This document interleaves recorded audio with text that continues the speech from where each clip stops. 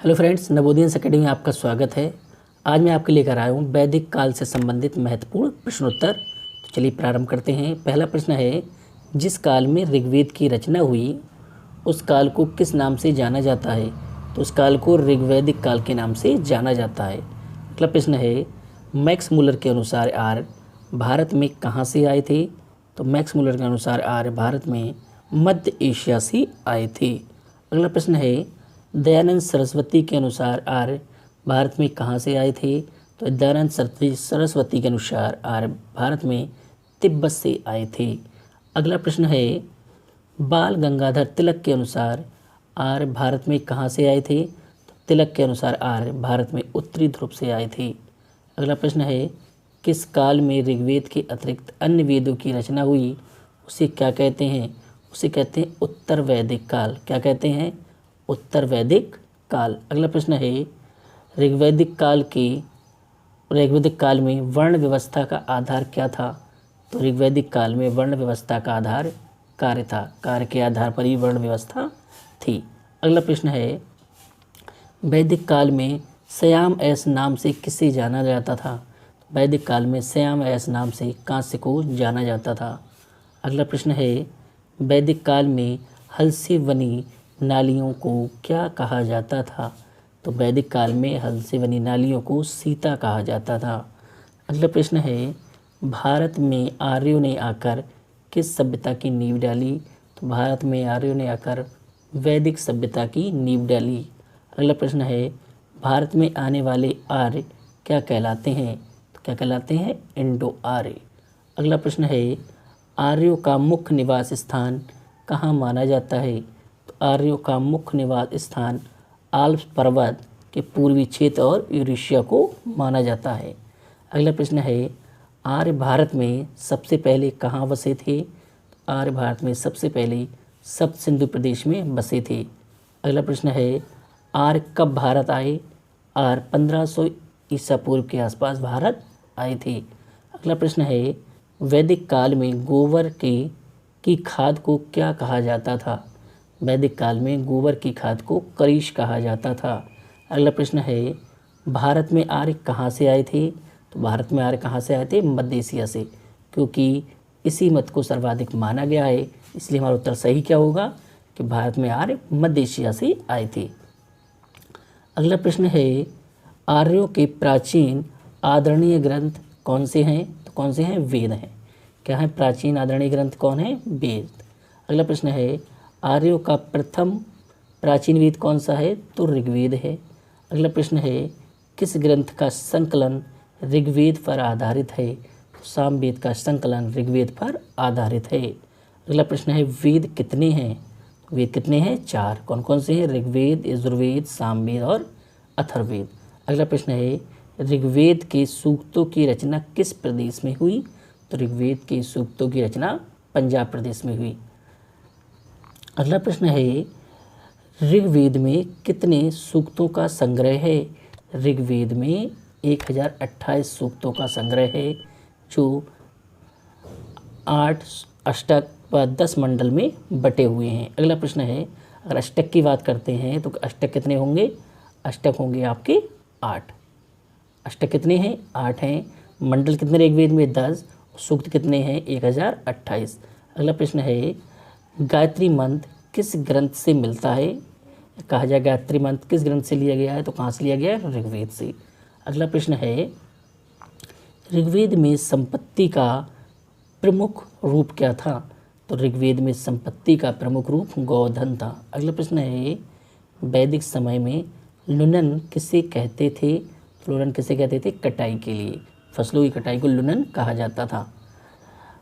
अगला प्रश्न है, ऋग्वेद से हमें क्या जानकारी प्राप्त होती है? ऋग्वेद से हमें बहुत सारी जानकारियाँ प्राप्त होती हैं, और जो प्रमुख है वो है, ऋग्वेद से पूर्व वैदिक काल के सामाजिक, आर्थिक व राजनीतिक जीवन की जानकारी प्राप्त होती है। अगला प्रश्न है, सामवेद से हमें क्या जानकारी प्राप्त होती है? सामवेद से हमें गायन की जानकारी प्राप्त होती है। अगला प्रश्न है, यजुर्वेद से हमें क्या जानकारी प्राप्त होती है? यजुर्वेद से हमें यज्ञ की विधियों और संस्कारों की जानकारी प्राप्त होती है। वीडियो पसंद आई हो तो लाइक और शेयर अवश्य कीजिएगा। अगला प्रश्न है, अथर्ववेद में हमें क्या जानकारी प्राप्त होती है? अथर्ववेद में हमें तंत्र मंत्र एवं जादू टोने की जानकारी प्राप्त होती है। अगला प्रश्न है, वैदिक काल में हल को क्या कहते थे? वैदिक काल में हल को शीर कहा जाता था। हल को क्या कहते थे? शीर। अगला प्रश्न है, ऋग्वेद के किस मंडल की ऋचाएँ सबसे प्राचीन हैं? तो ऋग्वेद की दूसरे व सातवें मंडल की ऋचाएँ सबसे प्राचीन हैं। इस वीडियो में वही प्रश्न आपके लेकर आया हूँ जो परीक्षाओं में पूछे गए हैं या जिनके पूछे जाने की उम्मीद सर्वाधिक है। तो इस वीडियो को 2 या 3 बार आप देखेंगे तो आपको सारे क्वेश्चन अच्छे से याद हो जाएंगे और आप आसानी से सफलता प्राप्त कर पाएंगे। अगला प्रश्न है, आर्यों के समूह को क्या कहा जाता था? आर्यों के समूह को विष कहा जाता था। अगला प्रश्न है, ऋग्वैदिक आर्य कई जनों में विभक्त थे, उनमें से सबसे प्रमुख कौन सा था? कई जनों में विभक्त थे तो आर्यों जो समूह था उसे क्या कहते? जन कहते थे। तो जन 5 थे, इसमें पहला कौन सा? इन्हें पंचजन कहा जाता था, जिसमें क्या है? अणु, त्रशु, यदु, तुर्वश और पुरु। पुरु बहुत प्रमुख था। अगला है, आर्य अनार्यों को क्या कहते थे? आर्य अनार्यों को दस्यु या दास कहते थे। आर्य अनार्यों को दस्यु या दास कहते थे। अगला प्रश्न है, चारों वेदों के समूह को क्या कहा जाता है? चारों वेदों के समूह को संहिता कहा जाता था। क्या कहते हैं? संहिता। अगला प्रश्न है, उपवेदों की संख्या कितनी है? तो उपवेदों की संख्या कितनी है? 4 है। वेदों की संख्या भी 4 है, उपवेदों की संख्या भी 4 है। अगला प्रश्न है, सबसे प्राचीन पुराण कौन सा है? सबसे प्राचीन पुराण मत्स्य पुराण है। कौन सा है? मत्स्य पुराण। ये प्रश्न कई बार पूछा गया है तो इसे आप याद रखिएगा। सबसे प्राचीन पुराण मत्स्य पुराण है। अगला है, आर्य के आहार क्या थे? मतलब आर्य क्या खाते थे? तो आर्य अन्न और मांस खाते थे। अगला प्रश्न है, आरंभिक आर्यों का मुख्य पेशा क्या था? आरंभिक आर्यों का मुख्य पेशा पशुपालन या वंशी, मतलब क्या? कृषि। वंशी क्या? कृषि भी कहा जाता है। अगला प्रश्न है, आर्यों के समय में मुख्य पैदावार क्या थी? आर्यों के समय में मुख्य पैदावार धान, गेहूँ और जौ थी। अगला है, आर्यों की भाषा क्या थी? आर्यों की भाषा क्या थी? संस्कृत। अगला प्रश्न है, मूर्ति पूजा का आरंभ कब से माना जाता है? मूर्ति पूजा का आरंभ पूर्व आर्यकाल से माना जाता है। अगला प्रश्न है, आर्यों के प्रमुख देवता कौन थे?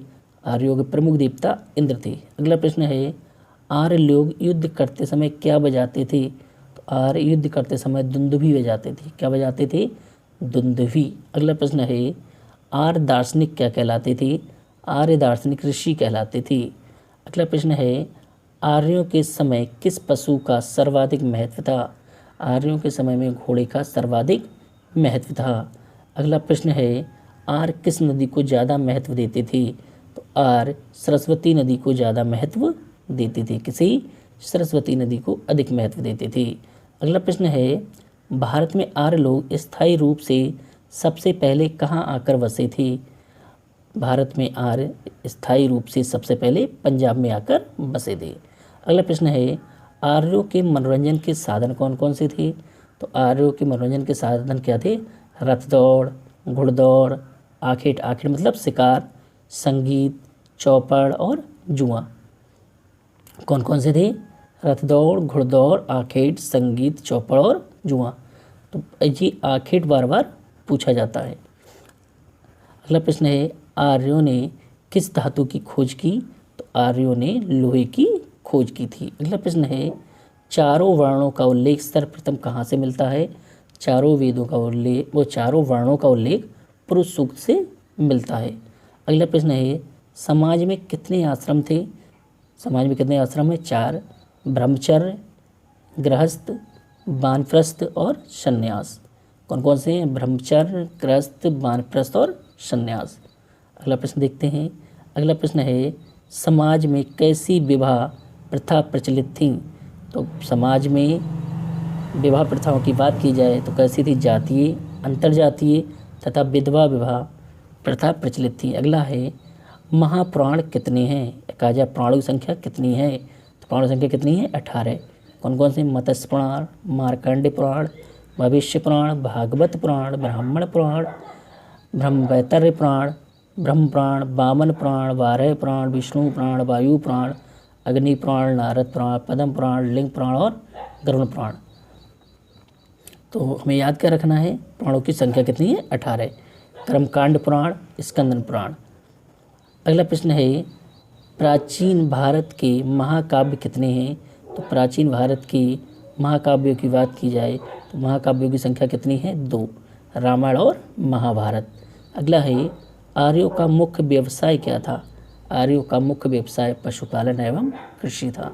अगला है उत्तर वैदिक काल के वेद विरोधी व ब्राह्मण विरोधी धार्मिक अध्यापकों को क्या कहा जाता था।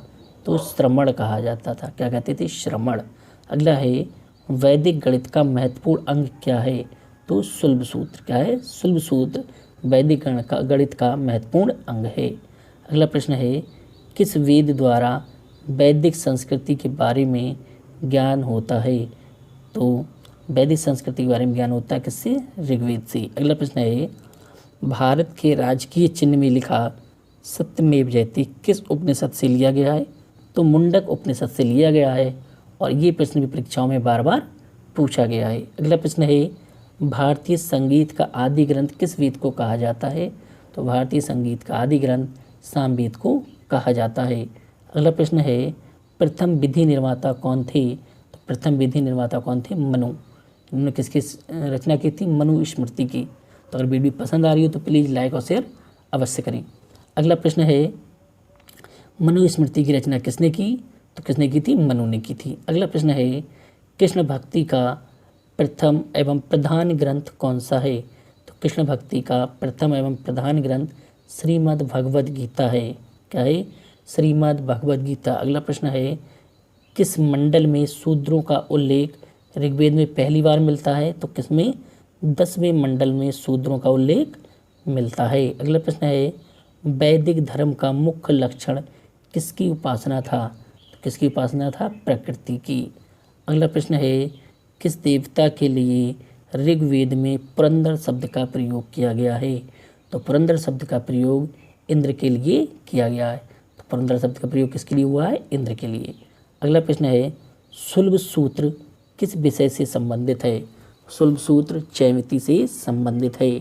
अगला प्रश्न है अस्तोमा सदगमया कहाँ से लिया गया है। तो अस्तोमा सदगमया कहाँ से लिया गया है, ऋग्वेद से। अगला प्रश्न है ऋग्वेद का कौन सा मंडल पूर्णतः सोम को समर्पित है। तो सोम को समर्पित है कौन सा मंडल, 9वां मंडल। ऋग्वेद का 9वां मंडल सोम को समर्पित है। अगला है 10 राजाओं का प्रसिद्ध युद्ध दशराज युद्ध किस नदी पर हुआ। तो परूणी नदी पर हुआ था। दशराज युद्ध कहाँ हुआ था, परूणी नदी के तट पर हुआ था। अगला प्रश्न है धर्मशास्त्रों में भू राजस्व की दर क्या थी। धर्मशास्त्रों में भू राजस्व की दर 1/6 थी। अगला प्रश्न है 800 ईसा पूर्व से 600 ईसा पूर्व, 800 ईसा पूर्व से 600 ईसा पूर्व का युग कौन सा युग कहा जाता है। तो इसी को क्या कहते हैं, ब्राह्मण युग। अगला प्रश्न है न्याय दर्शन को किसने प्रचारित किया। न्याय दर्शन को गौतम ने प्रचारित किया। अगला प्रश्न है प्राचीन भारत में निष्कर के नाम से किसे जाना जाता है। निष्कर नहीं, क्या हुआ, निष्क, इसमें रानी होगा, क्या होगा, निष्क। निष्क किसे कहते हैं, गले का हार या कहा जाए स्वर्ण आभूषणों को निष्क कहा जाता है। अगला प्रश्न है योग दर्शन का प्रतिपादन किसने किया। तो योग दर्शन का प्रतिपादन पंतजलि ने किया था। किसने किया था, पंतजलि ने। अगला प्रश्न है उपनिषद किस पर आधारित हैं। तो उपनिषद दर्शन पर आधारित हैं। अगला प्रश्न है आरंभिक वैदिक सभ्यता में सबसे बड़ी नदी कौन सी थी। तो सबसे बड़ी नदी कौन सी थी, सिंधु नदी थी। अगला है कौन सा वेद गद्य और पद्य दोनों में रचित है। ये प्रश्न भी बार बार पूछा जाता है। तो यजुर्वेद गद्य और पद्य दोनों में रचित है। अगला प्रश्न है विश्व का सबसे बड़ा महाकाव्य कौन सा है। तो विश्व का सबसे बड़ा महाकाव्य महाभारत है। अगला है महाभारत का दूसरा नाम क्या है। महाभारत का दूसरा नाम जय संहिता है। क्या है, जय संहिता। अगला है महाभारत के रचयिता कौन है। महाभारत के रचयिता वेद व्यास हैं। कौन है, वेद व्यास। तो अगर वीडियो पसंद आ रही हो तो प्लीज़ लाइक और शेयर कीजिएगा। हमारी वीडियो में आपके लिए फास्टेस्ट नॉलेज मिलेगी जो आपको सफलता तक पहुंचने में मदद करेगी। अगला प्रश्न है, रामायण किसके द्वारा रचित है? रामायण वाल्मीकि द्वारा रचित है। अगला प्रश्न है, आध्यात्मिक ज्ञान से संबंध में नचिकेता और एम का संबंध किस उपनिषद से प्राप्त होता है? तो किससे प्राप्त होता है? कठोपनिषद से। अगला है, वैदिक नदी कुंभा का स्थान कहाँ है? तो वैदिक नदी कुंभा का स्थान अफगानिस्तान में है। कहाँ है? अफगानिस्तान। अगला प्रश्न है, कपिल मुनि द्वारा प्रतिपादित की गई दार्शनिक प्रणाली कौन सी है? तो कौन सी है? सांख्य दर्शन। सांख्य दर्शन किसने प्रतिपादित की है? कपिल मुनि ने। अगला प्रश्न है, भारत के किस स्थल की खुदाई में लौह धातु के प्रचलन के प्रमाण मिले हैं? तो अतरंजी खेड़ा से। कहाँ से? अतरंजी खेड़ा से लौह धातु के प्रचलन के प्रमाण मिले हैं। अगला है, किस वेद का संकलन ऋग्वेद पर आधारित है? तो किसका है? सामवेद का। अगला प्रश्न है, कर्म का सिद्धांत किससे संबंधित है? कर्म का सिद्धांत मीमांसा से संबंधित है। अगला प्रश्न है, चरक संहिता किससे संबंधित है? तो चरक संहिता चिकित्सा से संबंधित है। अगला प्रश्न है, कौन सी दस्तकारी आर्यों के द्वारा व्यवहार में नहीं लाई गई? तो आर्यों के द्वारा व्यवहार में नहीं लाई गई दस्तकारी कौन सी है? लुहारगिरी। कौन सी? लुहारगिरी। अगला प्रश्न है, किस वेद में जादुई माया और वशीकरण का वर्णन किया गया है? तो किसमें किया गया है? अथर्ववेद में। अगला प्रश्न है, प्राचीन व्याकरण ग्रंथ अष्टाध्यायी किसके द्वारा रचित है? तो अष्टाध्यायी किस द्वारा रचित है? पाणिनि। पाणिनि ने अष्टाध्यायी की रचना की थी। अगला प्रश्न है, मनुस्मृति किससे संबंधित है? मनुस्मृति समाज व्यवस्था से संबंधित है। अगला प्रश्न है, गायत्री मंत्र की रचना किसने की? गायत्री मंत्र की रचना विश्वामित्र ने की थी। किसने की थी? विश्वामित्र ने। गायत्री मंत्र की रचना विश्वामित्र ने की थी। अगला प्रश्न है, अवेस्ता किस क्षेत्र से संबंधित है? अवेस्ता ईरान से संबंधित है। अगला प्रश्न है, वैदिक काल की दो प्रसिद्ध विदुषी महिलाओं कौन थीं? अपाला और घोषा। अपाला और घोषा वैदिक काल की दो प्रमुख विदुषी महिलाएं थीं। अगला प्रश्न है, ऋग्वेद में अघन्य शब्द किस पशु के लिए प्रयोग किया गया है? ऋग्वेद में अघन्य शब्द गाय के लिए प्रयोग किया गया है। अगला प्रश्न है, ऋग्वेद, यजुर्वेद और सामवेद के समूह को क्या कहा जाता है? क्या ऋग्वेद, यजुर्वेद और सामवेद के समूह को क्या कहा जाता है? क्या कहा जाता है? वेद त्रयी कहा जाता है। अगला प्रश्न है, ये वही प्रश्न है जो परीक्षाओं में बार बार पूछे गए हैं, तो आप वीडियो को एक दो बार अवश्य देखिएगा। परीक्षा से पहले आप कम समय में अपनी तैयारी को एक नया आयाम दे सकते हैं। अगला प्रश्न है, सातवाहन वंश की जानकारी किस पुराण से मिलती है? तो सातवाहन वंश की जानकारी मत्स्य पुराण से मिलती है। अगला प्रश्न है, मौर्य वंश और गुप्त वंश की जानकारी किस पुराण से मिलती है? तो विष्णु पुराण से मिलती है। विष्णु पुराण से मौर्य वंश और गुप्त वंश की जानकारी मिलती है। अगला प्रश्न है, शुंग वंश की जानकारी किस पुराण से मिलती है? शुंग वंश की जानकारी वायु पुराण से मिलती है। अगला प्रश्न है, तांत्रिक पद्धति और गणेश पूजा का उल्लेख किस पुराण में किया गया है? तो अग्नि पुराण में किया गया है। अगला प्रश्न है, ऋण देकर ब्याज लेने वाले व्यक्ति को क्या कहा जाता है? तो बैकनाट या सूदखोर कहा जाता है। तो अगर वीडियो पसंद आई हो तो लाइक शेयर अवश्य कीजिएगा। धन्यवाद।